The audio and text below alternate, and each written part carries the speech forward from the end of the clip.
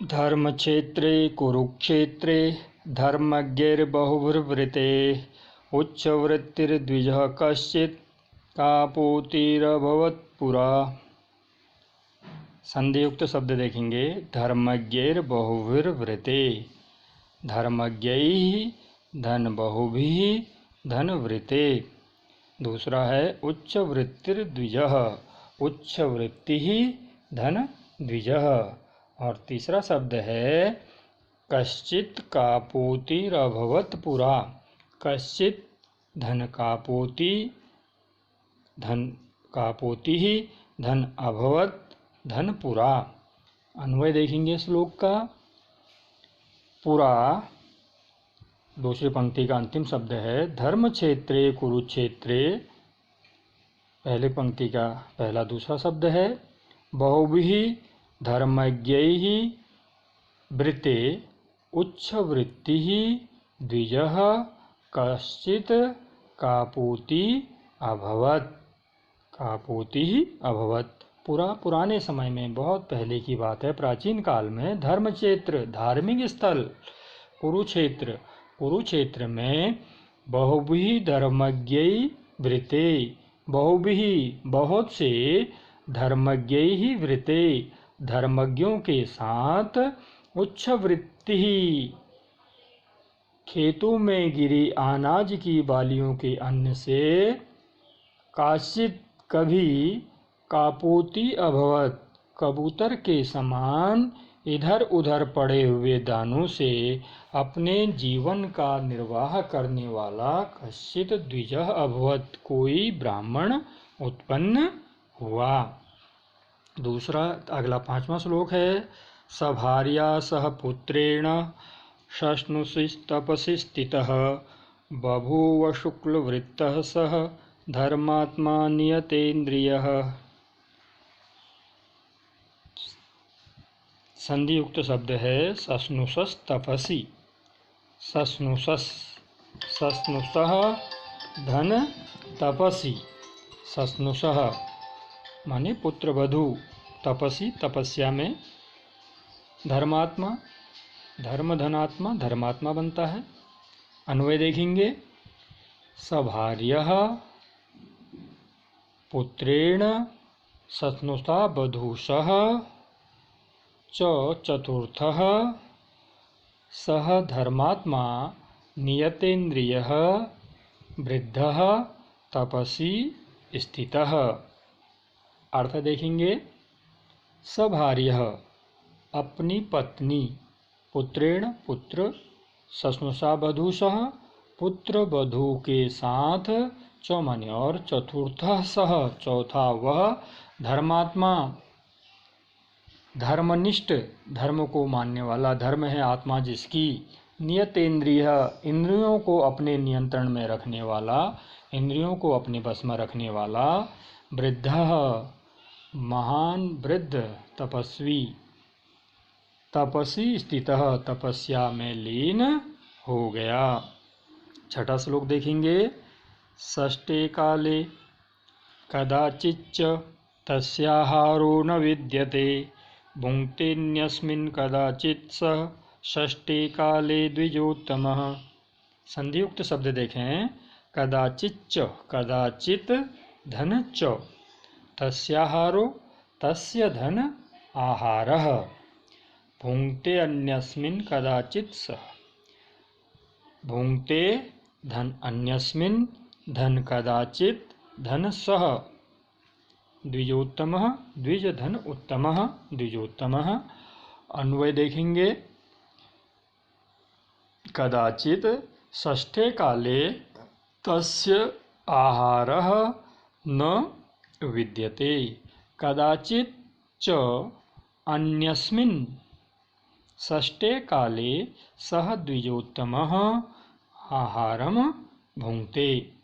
अर्थ कदाचित कभी षष्ठे काले, षष्ठे माने छठे, काले प्रहर, पूरे 24 घंटे में 8 प्रहर होते हैं।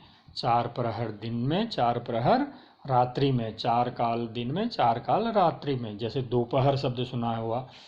तो छठे प्रहर दिन के 4 प्रहर बीतने के बाद, रात के 2 प्रहर बीत जाने पर भी, छठे प्रहर में भी, तस्या आहारः न विद्यते, तस्य माने उसको, आहारः भोजन, न विद्यते नहीं प्राप्त होता है।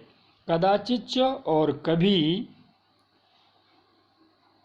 अन्यस्मिन् दूसरे दिन, षष्ठे काले छठे प्रहर में, सह माने वह, द्विजोत्तमः ब्राह्मण, आहारम भुंक्ते भोजन करते थे। अर्थात एक दिन तो बीता पूरा, लेकिन दूसरे दिन जाकर के छठे प्रहर में उनको भोजन प्राप्त होता था। बहुत अधिक निर्धनता उनके पास थी, भूखे रह करके वह अपने जीवन को व्यतीत करने में लगे हुए थे। 7वां श्लोक। कपूत धर्मिणस्तस्य दुर्भिक्षे सति दारुणे क्षीणौषधिं समवायो द्रव्यहीनो अभवत् तदा। कपूत धर्मिणस्तस्य, संधियुक्त शब्द है। कपूत धर्मिणः धन तस्य, क्षीणम औषधि समवायः, क्षीणौषधि समवायः, क्षीण धन औषधि समवायः, द्रव्यहीनो अभवत् तदा, द्रव्यहीनः धन अभवत् धन तदा। अन्वय देखेंगे। तदा तब, दारुणे दुर्भिक्षे सति, कपोत धर्मिणः तस्य क्षीणौषधि समवायः द्रव्यहीनः अभवत्।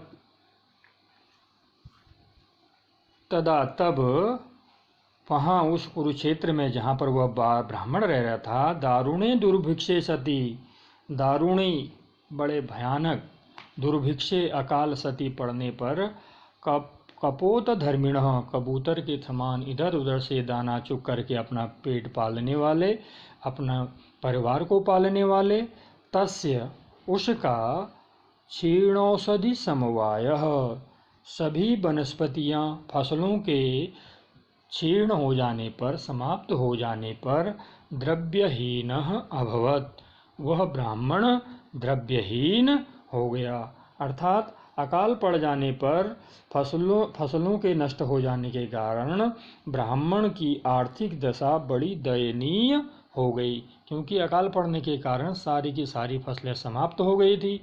जब फसल समाप्त हो गई तो वह बेचारा कबूतर की तरह या उच्च वृत्ति से जो अनाज एकत्रित करता था वह उसको प्राप्त नहीं हो पा रहा था। 8वां श्लोक देखेंगे। अथ षष्ठे गते काले यवप्रस्थमुपार्जयत्, यवप्रस्थं च ते सक्तुन् अकुर्वन्त तपस्विनः। संधियुक्त शब्द है। यवप्रस्थम उपार्जयत्, यवप्रस्थम धन उपार्जयत्, सक्तून कुर्वन्त, सक्तून धन अकुर्वन्त। अन्वय देखेंगे। अथ षष्ठे काले गते सह यवप्रस्थम उपार्जयत्, यवप्रस्थम च ते तपस्विनः सक्तून अकुर्वन्। अथ इसके बाद जब अकाल पड़ गया उस कुरुक्षेत्र में, कहीं पर भी कोई फसल नहीं बची, तो तब षष्ठे काले छठे प्रहर में, छठे समय में, गते बीतने पर, सह माने वह गरीब ब्राह्मण, यव प्रस्थम, यव माने जौ, प्रस्थम माने शेर, प्रस्थ होता है उस समय का एक तौलने का बाँट कह सकते हैं, या नापने की एक इकाई कह सकते हैं, प्रस्थ, या जिसे आज हम कह सकते हैं किलो।